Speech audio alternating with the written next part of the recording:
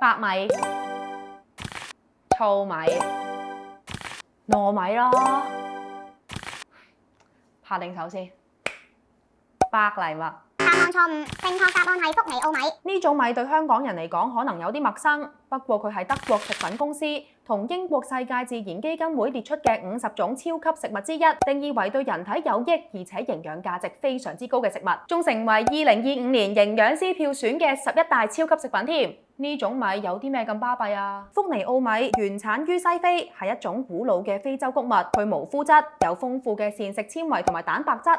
鐵、鋅、鎂、銅等全部都齊晒。FAO 認為福尼奧米係擁有最高鈣含量嘅穀物，可以成為乳糖不耐症人士嘅鈣質來源。升糖指數低過白米同糙米，更加適合糖尿病或者要控糖嘅人士食用添。屬於全穀物嘅福尼奧米，比起白米呢類精製嘅穀物，更加能夠保留以上所講嘅營養成分，就咁代替白米做米飯食又得。